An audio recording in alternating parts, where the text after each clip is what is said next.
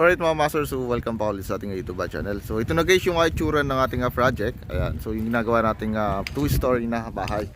Ayan, so deliver kanina mga master ng buhangin. Ayan, so 20 cubic yata rin. Tsaka itong ating graba. So ginawa natin kanina, isa pinag-aastakon na natin. So makikita nyo marami tayong sinako. So gagamitin po natin yan para sa buhos ng slab sa itaas. So bubusan kasi natin yung portion dito ng slab natin sa tapat ng terrace natin, tsaka sa may CR. Ayan, sa rooftop na ho yan mga master. Then dito naman sa loob, so nilinis na natin yung ating pinagbabaklas kahapon. So malinis na.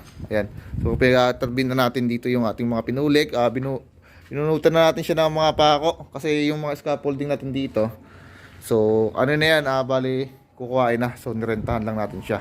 Then siya nga pala, so dito naman isa inuutay-utay ko nang hukayin yung ating dadaanan ng main line natin dun sa para sa ating linya sa ating service entrance. So dito siya gadaan mga master.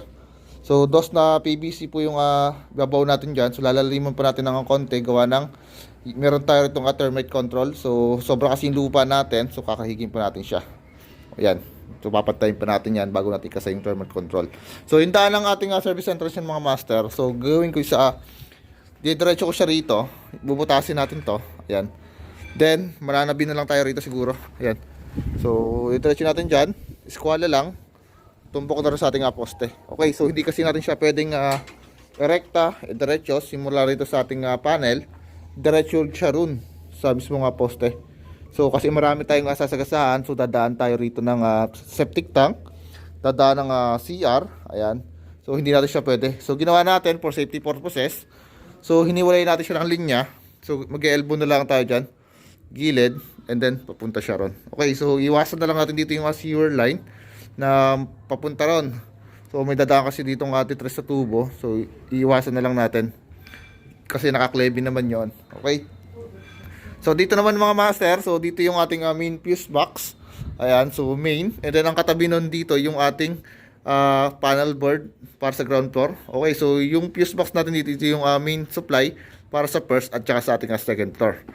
Okay, so magkatabi lang siya. Okay, so itong PVC na are, yung uno, ito yung pagdadaanan ng ating main line papunta naman sa second floor. So this bali size yung akit sa itaas, dalawang size tsaka isang 8 na para sa garden conductors. Okay. So ayun, bali kunting explanation lang tayo. Dito naman sa itaas mga master. So akit tayo. Ayan. So may saig na. O sinasaiga na nila. Right? So siya nga pala dito o sa nagiging pala na forma ng sidings. Ayan. So okay na rin. Kasi magbubuhos na tayo. So ano lang dito, bali ang gagawin na lang natin dito ay magsasaig pa tayo. Okay. So dito naman ay patapos na rin naman itong lagyan ng sidings. Ayan. So may runner na, so may saig na pala. Ayan.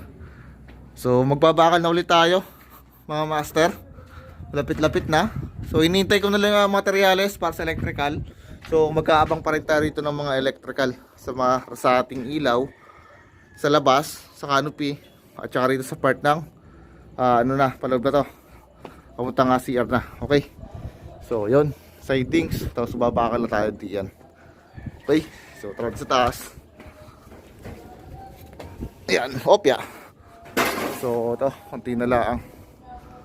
Ayan, so ito na yung gagawa natin. Right, so yun lang mga masters, update na lang tayo sa mga susunod na kabanata.